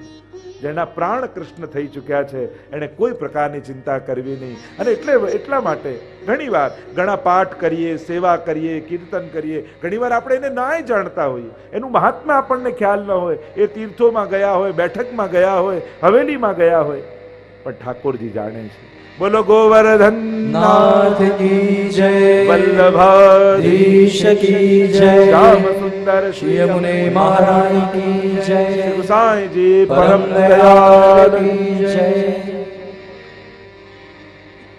અજ્ઞાનાદ અથવા જ્ઞાનાत् કૃતમાત્મ નિવેદનમ યૈ કૃષ્ણ સાકૃત પ્રાણે તેષાં કા પરિદેવના. અને આગળના 5મા શ્લોકમાં મહાપ્રભુજી આજ્ઞા કરે, તથા નિવેદને ચિંતા ત્યાજ્યા શ્રી પુરુષોત્તમે વિનિયોગેપી સાત્યજ્યા સમર્થો હિ હરિસ્વત. તથા નિવેદને ચિંતા ત્યાજ્યા શ્રી પુરુષોત્તમે. અને શ્રી પુરુષોત્તમમાં વિશ્વાસ રાખી જેણે નિવેદન કર્યું છે. અજ્ઞાનથી જો પ્રભુ સ્વીકાર કરતા હોય તો જેણે તો ભરોસો રાખી, જ્ઞાન રાખી ઠાકોરજીને નિવેદન કર્યું છે કે હું શું કરવા જઈ રહ્યો છું, શરણાગતિ એટલે શું, શરણાગત થયા પછી જીવનું કર્તવ્ય શું, આ બધી સભાનતા સાથે જેણે ઠાકોરજીને નિવેદન કર્યું છે, વિનિયોગેપી સા ત્યાજ્યા સમર્થો હિ હરિસ્વત. એણે તો કોઈ પણ પ્રકારની ચિંતા કરવી નહીં કે મારું ઠાકોરજીએ સ્વીકાર કર્યું હશે કે નહીં, નિવેદન ઠાકોરજીએ મને સ્વીકાર્યો હશે કે નહીં, અપનાવ્યો હશે કે નહીં. આ વિનિયોગની ચિંતા. અને વિનિયોગની ચિંતા બે પ્રકારની છે, એક સ્વ શરણાગતિ બાબતની અને બીજી સ્વ સેવા બાબતની. આ બે પ્રકારની ચિંતા થાય. એક ચિંતા વૈષ્ણવને એમ થાય કે આ ઠાકોરજીની સેવા હું કરું તો છું, પણ પ્રભુ સ્વીકારતા હશે કે નહીં મારી સેવા? આ ભોગ ધરું તો છું, પણ મારા હાથનું ઠાકોરજીને ભાવતું હશે? એ આરોગતા હશે ખરેખર? ખરેખર ઠાકોરજી મારા ઘરે પ્રસન્નતામાં બિરાજતા હશે? ખરેખર મારા જે ઘરે બિરાજે છે એ સાક્ષાત ઠાકોરજી છે? આવી અનેકવિધ પ્રકારની સેવા બાબતની ચિંતા પણ વૈષ્ણવને થાય છે. મહાપ્રભુજી કહે કે ક્યારે પણ જેણે શરણાગતિ કરી છે એને ભગવત સેવા બાબતની ચિંતા યા શંકા નહીં કરવી. કારણ મહાપ્રભુજીએ સાક્ષાત પુષ્ટાવીને તમારા ઘરે ઠાકોરજી પ્રગટ પુરુષોત્તમ નંદ નંદન પધરાવ્યા છે. એટલે તમારી દરેક સેવા ઠાકોરજી ચોક્કસ સ્વીકારે જ છે. ક્યારે પણ શંકા નહીં કરવી, ક્યારે પણ પરીક્ષા નહીં કરવી. નહીં તો ગણપતિજીએ દૂધ પીધું ને ત્યારે ઘણાએ ઠાકોરજીમાં ટ્રાય કર્યો હતો. ઘણા લોકોએ કે અમે ઠાકોરજીમાં, મેં કીધું આજ સુધીની સેવા ગઈ? કારણ કે આજે પીવડાઈને તમે સાબિત તો એ જ કર્યું કે આજ સુધી ધરાવ્યું એ ઠાકોરજી પીધું નથી. આજે પીવડાઈને સાબિત તો એ જ કર્યું ને કે તમને એ ભરોસો છે કે આજ સુધી જે ધર્યું ને એ નહોતું આરોગ્યું ઠાકોરજી. એટલે આજે ટ્રાય કરો. અરે હસ હસ દૂધ પીવત હે નાથ, એ તો આરોગ્ય જ છે, એ તો પીએ જ છે. અને એક વસ્તુ યાદ રાખજો, અરે વિષ લગાડીને આવેલી પૂતનાનું પયપાન કરી એને માની ગતિ આપી, તો જે પ્રેમથી કટોરીમાં ભોગ ધરે એને ઠાકોરજી કઈ ગતિ નહીં આપે. વિષ લગાડીને જે દૂધ પાય તો 7 ઘૂંટ ભર પીજે લાલા, ધોરી કોપય પરમ રસાલા. નિત્ય લીલામાં કહ્યું 7 ઘૂંટ પીએ, 7 અવસ્થાનું દાન ઠાકોરજી કરે. પ્રેમ, આસક્તિ, વ્યસન, આવેશ, પ્રવેશ, ત્રપા અને મૂર્છા. આ પ્રેમની 7 અવસ્થાનું દાન 7 ઘૂંટ ભર પીને ઠાકોરજી કરે છે ભક્તને. તો સેવા બાબતની ક્યારે શંકા નહીં કરે. અને એમાંય આગળ અનેક પ્રકારની શંકાઓની ચર્ચા વાર્તા સાહિત્યમાં ભાવ પ્રકાશમાં કહ્યું છે.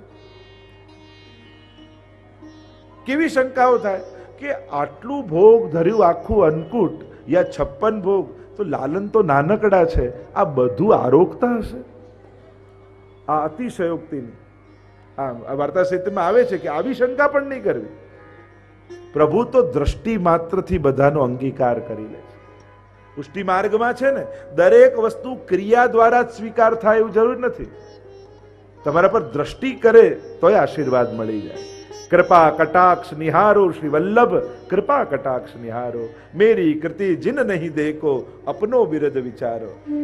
એક વસ્તુ યાદ રાખજો, ભગવાન દર્શન બધાને આપે છે, પણ નજર બધાને આપતા નથી, દ્રષ્ટિ બધાને આપતા નથી. એટલે પૂતના આવીને ઠાકોરજી નેત્રો બંધ કરી લીધા, દ્રષ્ટિ ના આપી, દર્શન આપ્યા. ખોળામાં પહોંચી ગયા પણ દ્રષ્ટિ ના આપી.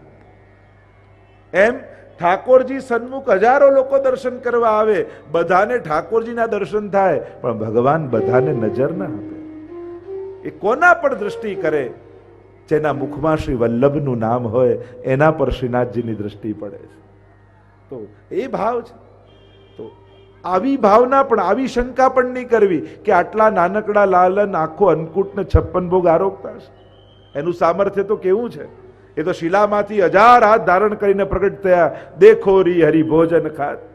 પ્રભુ તો આરોગે છે. અને ત્યાં સુધીની વાર્તા આવી કે જે ગોવાલણ ઘરથી નીકળી ન શકી અને ઘરમાં જ માટલું લઈને ભોગ ધર્યો, તો ગિરિરાજજી એવો હાથ લાંબો કર્યો કે છેક ઘરે હાથ પહોંચ્યો, ત્યાંથી માટલું લઈને આવી ગયા ઠાકોર. એટલે પ્રભુમાં આવી શંકા પણ નહીં કરે. એક બહેન જ મને પૂછતા હતા, આ દૂધ ધરીએ, દહીં ધરીએ, માખણ ધરીએ, આ અથાણું ધરીએ, આ ધરીએ, તો આ બધું એક સાથે કોઈ કઈ રીતે આરોગી શકે? મેં તું વસ્તુ જુએ છે, ઠાકોરજી આમાં ગોપીજનોને જુએ છે.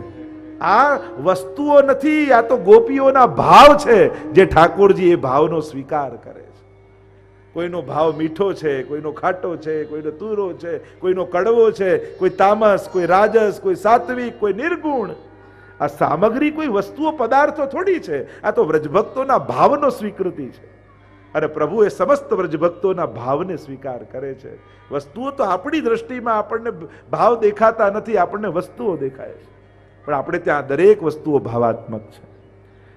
તો એક છે સમર્પણની શંકા, બીજી છે શરણાગતિની શંકા કે મેં બ્રહ્મ સમન લીધું તો ખરા, તુલસીદલ હાથમાં લીધું, ગદ્ય મંત્ર બોલ્યો, પણ ઠાકોરજીએ મારો સ્વીકાર કર્યો હશે? આવી શંકા પણ નહીં કરી. ઘણી વાર ઘણા ગામોમાં જઈએ ને, લોકો પૂછવા પાછું બ્રહ્મસમન લેવું છે. બધું આ કોઈ લાયસન્સ છે કે એક્સપાયર થયું રિન્યુ કરાવી લઈએ પાછું? આવું પાછું લેવાનો કોઈ ક્રમ જ નથી. હા, આપણને ગદ્ય મંત્ર વિસ્મૃત હોય ના હોય, ક્યારેક વલ્લભકુલ સાથે રહી અને એનું સ્મરણ કરી એ જુદી વસ્તુ છે. બાકી બ્રહ્મ સંબંધ, તમે ભલે અજ્ઞાન હતા, આપનાર કદાચ એવો જ્ઞાની નહીં હોય, પણ સ્વીકારનારો એ સર્વાત્મા છે, એ સર્વસમર્થ છે, અને એટલા માટે એણે તમને ચોક્કસ સ્વીકાર્યા છે. એટલે એવો ભાવ પણ ક્યારે મનમાં શંકા નહીં લાવવી કે મારું બરાબર બ્રહ્મસમન થયું તો હશે કે નહીં, મારી શરણાગતિ સિદ્ધ થઈ હશે કે નહીં, ઠાકોરજી મને સ્વીકાર્યો હશે કે નહીં. કારણ કે બ્રહ્મ સંબંધ આપે તો મહાપ્રભુજી જ છે. તમારી ભીતર રહેલા દમલાજી જ એનું સ્મરણ કરે છે અને ઠાકોરજી એનો સ્વીકાર કરે છે. એટલે ક્યારે પણ શરણાગતિ બાબતની શંકા નહીં કરવી. એમ કહેતા 6થા શ્લોકમાં શ્રી મહાપ્રભુજી આજ્ઞા કરે, લોકે સ્વાસ્તં તથા વેદે હરિસ્તુ ન કરિષ્યતિ પુષ્ટિમાર્ગ સ્થિતો યસ્માत् સાક્ષિણો ભવતા કિલા. મહાપ્રભુજી આજ્ઞા કરે છે કે ઠાકોરજી તમારી લૌકિક ગતિ નહીં થવા દે. એટલે લૌકિક અને વૈદિક ઠાકોરજી ક્યારે કરનારા નથી. લોકે સ્વાસ્થ્યમ તથા વેદે હરિસ્તુ ન કરિષ્યતિ. એટલે કે લૌકિક અને વૈદિકમાં તમારું મન ઠાકોરજી સ્થિર નહીં થવા દે. સદાય તમે અસ્થિર રહેશો. તમે કોઈ વૈદિક કાર્ય પણ કરવા જશો ને તો તમને એટલો આનંદ નહીં આવે એમાં. એમ જ લૌકિકમાં પણ કાંઈક ને કાંઈક કરી ઠાકોરજી તમારી લૌકિક અનાસક્તિ બનાવી રાખશે.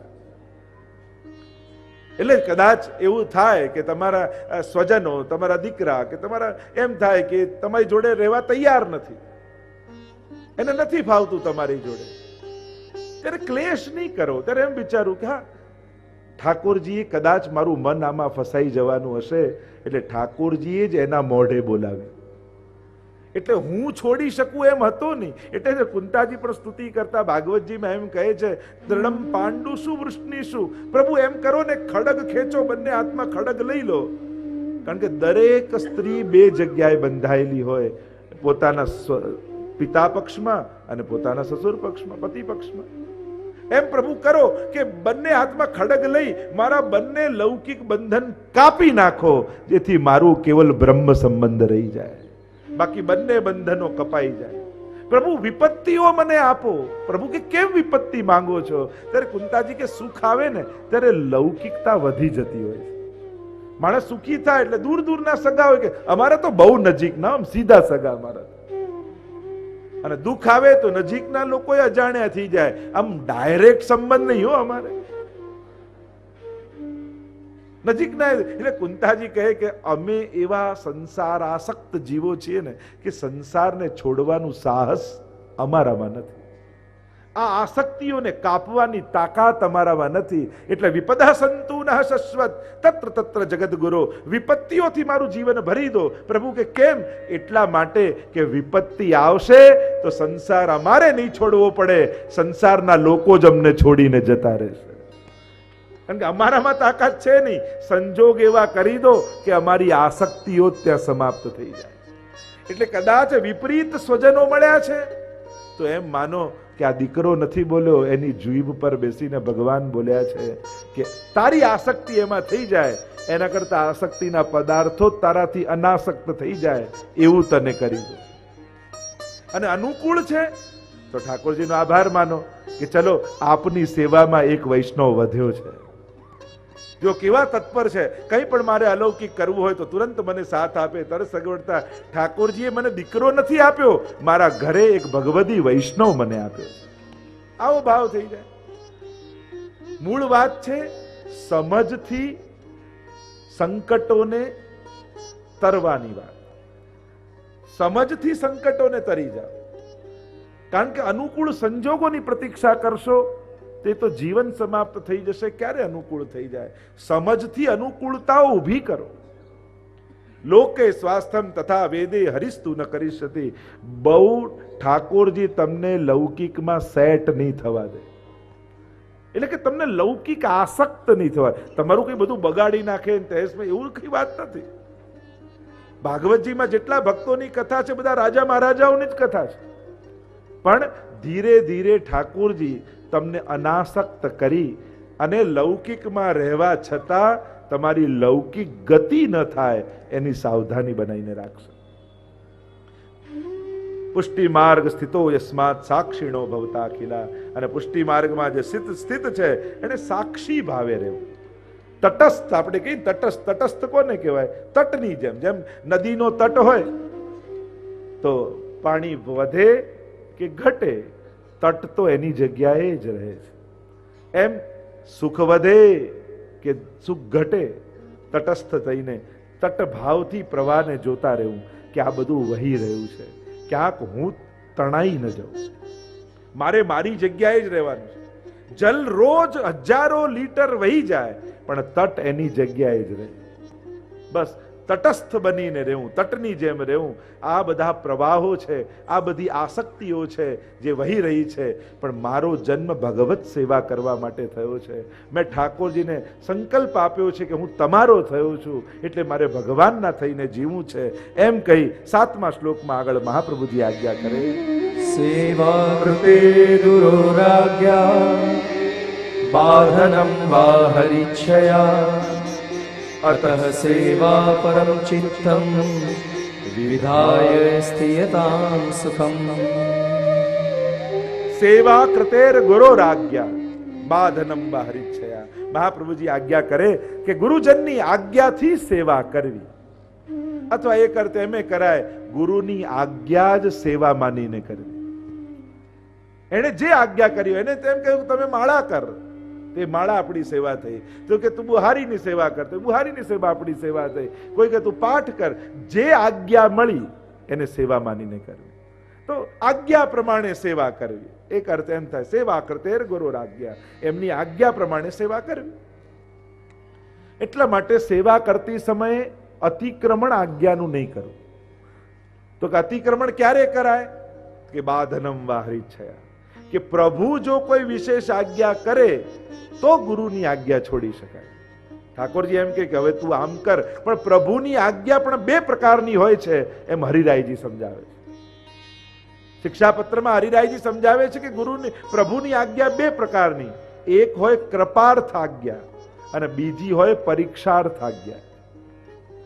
તો કે કૃપાર્થ આજ્ઞા કઈ ને પરીક્ષાર્થ આજ્ઞા કઈ? તો કે કૃપાર્થ આજ્ઞા એ છે કે જેમાં ઠાકોરજીએ આજ્ઞા કરી હોય અને પોતાના સુખની, પ્રભુના સુખની આજ્ઞા કરી હોય કે મારા માટે આ સિદ્ધ કર, મારા માટે આ લઈ આવ. જે આજ્ઞામાં પ્રભુનું સુખ હોય એને કૃપાર્થ આજ્ઞા જાણવી કે ઠાકોરજીએ કૃપા કરીને આજ્ઞા કરી. અને જે આજ્ઞામાં વૈષ્ણવના સુખનો વિચાર હોય, આપણા સુખનો વિચાર હોય, ભલે કરી ઠાકોરજી આજ્ઞા હોય, તો એ આજ્ઞાને પરીક્ષાર્થ જાણવી કે અત્યારે ઠાકોરજી મારી પરીક્ષા કરી રહ્યા છે. રામદાસની વાર્તામાં નથી આવતું? મહાપ્રભુજી આજ્ઞા કરી કે તું ઠાકોરજીને પંખો કર. ઠાકોરજી રાજભોગ આરોગતા હોય ત્યારે એમને ગરમી લાગે છે, પણ એક વસ્તુ યાદ રાખજે, તારી આંખો બંધ રાખજે, કારણ કે આ લીલાના દર્શન કરવાનો અધિકાર તારો નથી. હવે મહાપ્રભુજીની આજ્ઞા થઈ, શ્રીનાથજી બાબાને રાજભોગ ધર્યો હોય ત્યારે રામદાસ પંખો કરે પણ આંખ બંધ કરીને રાખે, કારણ કે વલ્લભની આજ્ઞા નથી. ઠાકોરજીએ પરીક્ષા કરી. એવું રામદાસ, જો હું ત્રિલોકનો નાથ પ્રગટ નંદ નંદન અને રાજભોગ આરોગી રહ્યો છું, આવા દર્શન તો ત્રિલોકમાં કોઈને ન થાય, અને હું તને આજ્ઞા કરું છું કે આંખ ખોલ અને મારા દર્શન કર. અને બે હાથ જોડીને રામદાસે કહ્યું કે દર્શન કરવાની આપ આજ્ઞા તો કરો છો, પણ દર્શન કરું એમાં મારું સુખ છે, પણ આપને શું સુખ થાય? અને મારા ગુરુ શ્રી વલ્લભની આજ્ઞા નથી. એમણે આજ્ઞા કરી છે કે તું આંખો બંધ રાખજે, અને જો એમની આજ્ઞાનું ઉલ્લંઘન કરું અને મારા સુખનો વિચાર કરીને જો દર્શન કરું તો પછી મારો વૈષ્ણવ ધર્મ જાય. અને આજ્ઞા ન માની અને ત્યારે ઠાકોરજી ખૂબ પ્રસન્ન થયા. તે પુષ્ટિ માર્ગની ટેક રાખી છે. એમ જ્યાં જ્યાં પણ ઠાકોરજીએ વૈષ્ણવના સુખની આજ્ઞા કરી ત્યારે વૈષ્ણવે નથી માની. અહીંયા મહાપ્રભુજી કહે સેવા કરતેર ગુરોર આજ્ઞા, ગુરુની આજ્ઞા પ્રમાણે સેવા કરવી. મૂળ પ્રમાણે સેવા નથી થતી, આજ્ઞા પ્રમાણે સેવા થાય છે. નહીં તો ઘણાને એમ થાય આજે આમ સખડી ધરવાની ઈચ્છા થઈ એટલે આજે સખડી ધરી, પછી કાલે અનસકડી ધરી, પરમ દિવસે દૂધ ઘર અને પછી 2 દિવસની રજા. તો મનનું તો આવું જ છે. મનને એક દિવસ 56 ભોગ ધરવાની ઈચ્છા થાય ને એક દિવસ જાગવા ઠાકોરજીની મંગળા કરાવવાનો કંટાળો આવે. જો ઈચ્છા ઉપર સેવા છોડી દઈએ ને તો પ્રભુને શ્રમ પડી જાય. આજ્ઞા એ પ્રભુના સુખના વિચારને કારણે છે. આ કોઈ વૈષ્ણવનું બંધન નથી, આ પ્રભુના સુખનો વિચાર છે કે આજ્ઞા લઈને અને જે આજ્ઞા હોય એ પ્રમાણે જ ઠાકોરજીને આરોગવું ગમે છે. ક્યારે પણ અતિક્રમણ નહીં કરવું કે આજે આવી ઈચ્છા થઈ, આજે પેલી ઈચ્છા થઈ અને એમ પ્રમાણે પ્રભુ સાથે ખેલ નહીં કરવા. પ્રભુની એક પ્રકાર છે, એ પ્રકાર મહાપ્રભુજી જે બતાવ્યો છે એ પ્રકારથી જ સેવા કરી. તો સેવા કરતેર ગુરુ આજ્ઞા બાધનમ વા હરિચ્છયા અતઃ સેવા પરમ ચિત્તમ વિધાય સ્થિયતામ સુખમ. અને આમ ચિત્ત સેવા પરાયણ રાખી અને સુખથી રહે. ચિત્ત સદાય સેવામાં રાખો કે હું કેવો ભાગ્યશાળી છું, મારા ઘરે ઠાકોરજી બિરાજે છે, મારું કેવું સૌભાગ્ય છે, મારા ઘરના બધા જ સ્વજનો સેવામાં સહાયક છે, કોઈ પ્રતિબંધ નથી કરતું અને એવો ઠાકોરજીએ સંજોગ આપ્યા છે કે પ્રભુને લાલ લડાવું છું અને બધો આનંદ હું લઈ શકું છું. એવો સુખનો વિચાર કરી અને સેવા પરાયણ રહેવું, સેવાને સૌભાગ્ય જાણીને સ્વીકારવું. અને અનેક પ્રકારના વિધાનો અત્યારે આપણે વિસ્તાર નથી કરતા. આગળ મહાપ્રભુજી આજ્ઞા કરે चित्तोद्वेगं विदायापि हरिर्यद्यत् करिष्यति तथैव तस्य लीलेति मत्वा चिन्तामृतं त्यजे. ચિત્તમાં જ્યારે પણ ઉદ્વેગ થાય, અને થવું બહુ સહજ છે, સ્વાભાવિક છે, એમાં કોઈ જુદી કોઈ ખરાબ ઘટના કે કોઈ વિચિત્ર ઘટના નથી. ન થાય એ વિચિત્ર છે. કારણ કે મન સ્થિર કરો, મન સ્થિર આપણે કહીએ તો 2 જણાનું મન સ્થિર હોય, કાં કોઈ મહાન યોગી હોય એનું સ્થિર હોય અને કાં કોઈ ડિપ્રેશનમાં હોય એનું સ્થિર હોય, એને કોઈ ઈચ્છા ન થાય. કોઈ એવો માનસિક રોગી હોય એને ઈચ્છા ન થાય. બાકી સંકલ્પ વિકલ્પાત્મક મનનો આ સ્વભાવ જ છે.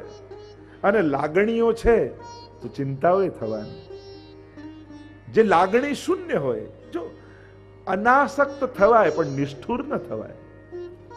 બંનેની ઘણીવાર માનસિકતા સરખી લાગે. ભગવાન અનાસક્ત થવાનું કે છે, નિષ્ઠુર થવાનું નથી. જેનું જે થવું હોય થાય, મારે શું લેવા દેવા, હું તો ઠાકોરજીની સેવા કરું છું. આવા નિષ્ઠુર થવાય? અનાસક્ત થવું ને નિષ્ઠુર બનવું બંનેમાં ફરક છે. લાગણી શૂન્ય નથી આપણે બધા.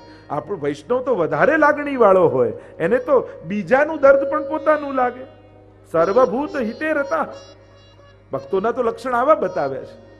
તો એમાંથી મુક્ત કેમ થવું? કારણ કે ઉદ્વેગ રોગ છે, લાગણી એ સદગુણ છે, દયા એ સદગુણ છે. દયા કરવી જોઈએ, પણ હું આનું સારું કરી દઈશ એક અજ્ઞાત અહંકાર છે. તથૈવ તસ્ય લીલેતિ.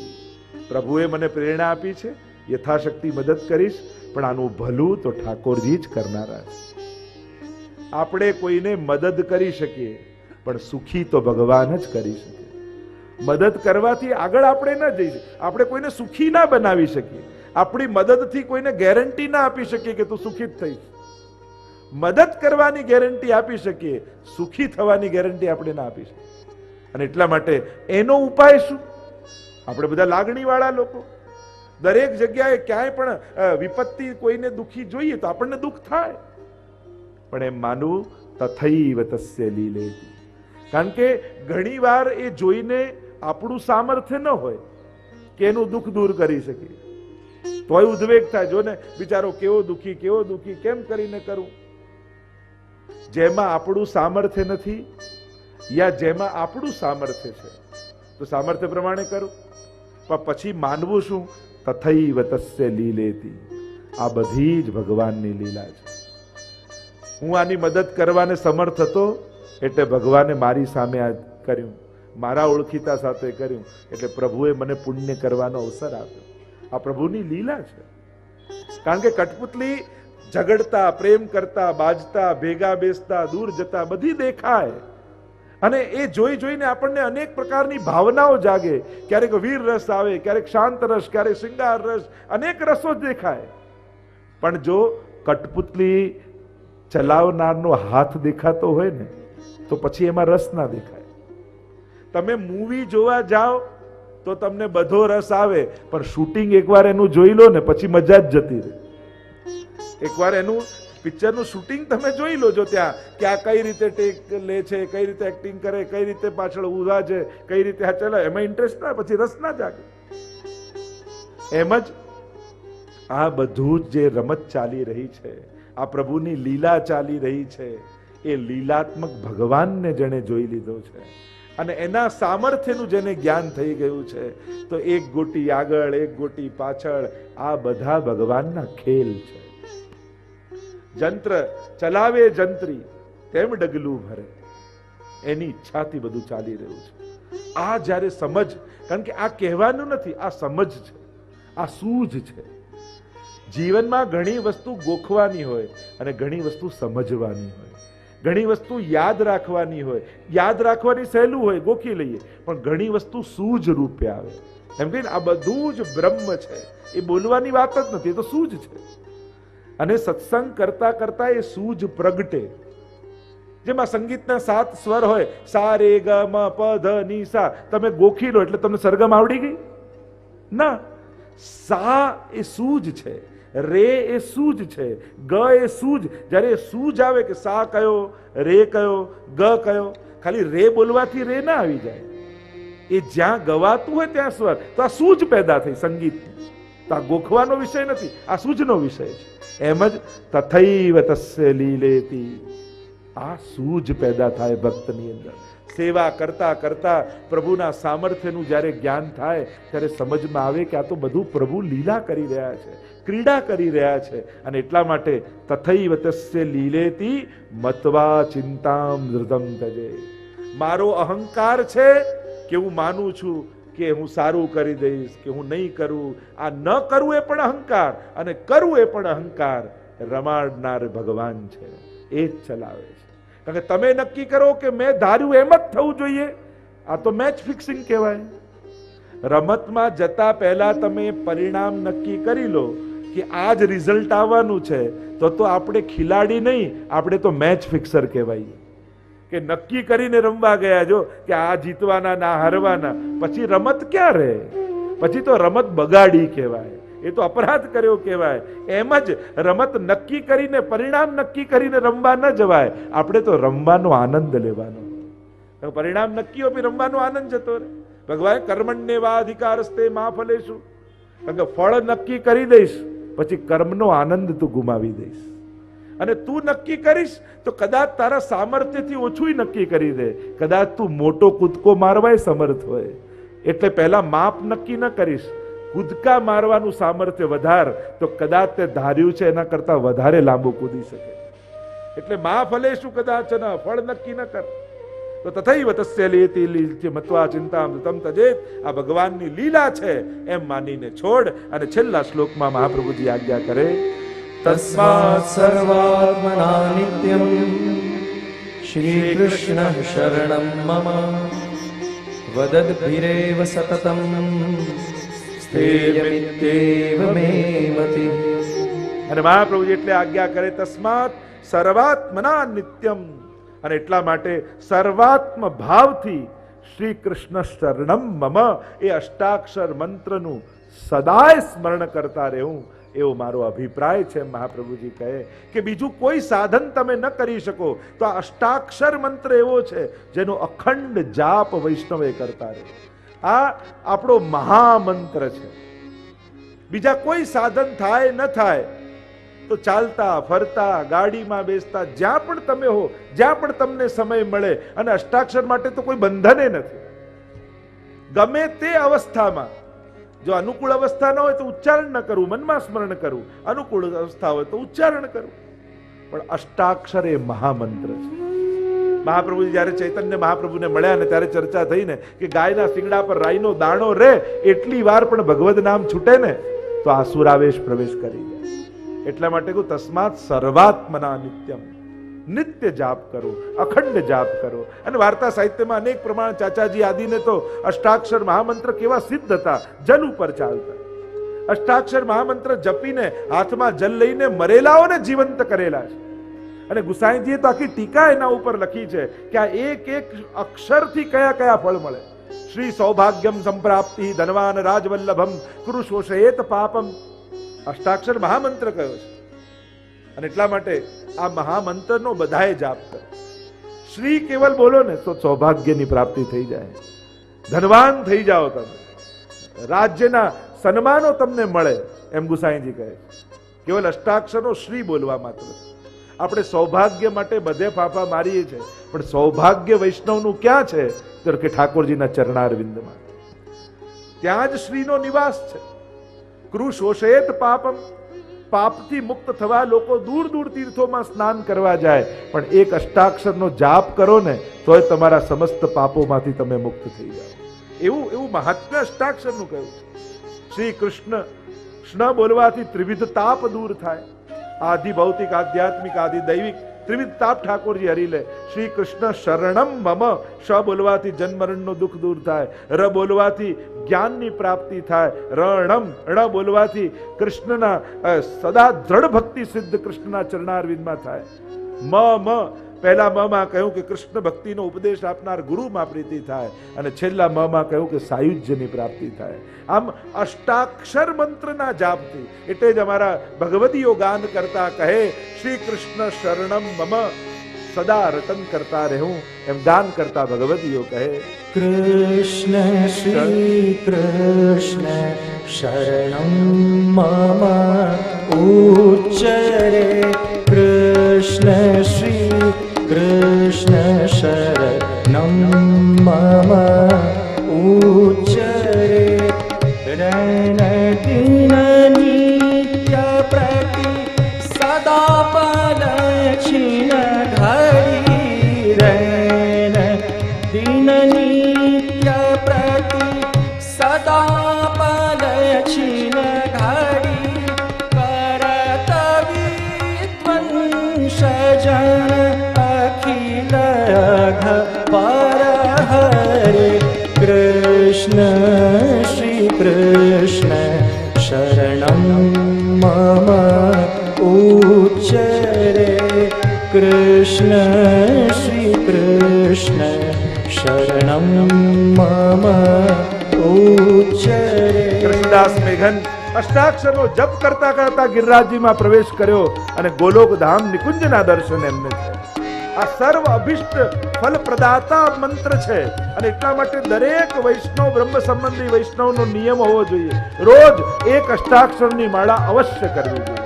કદાચ માળા ન કરો તો જાપ કરો, સ્મરણ કરો, ચાલતા ફરતા બેસતા ઉઠતા, પણ અષ્ટાક્ષર મંત્રનું આરાધન વૈષ્ણવે અચૂક કરે. હોત હરિ રૂપ બ્રજ ભૂપ ભાવે સદા.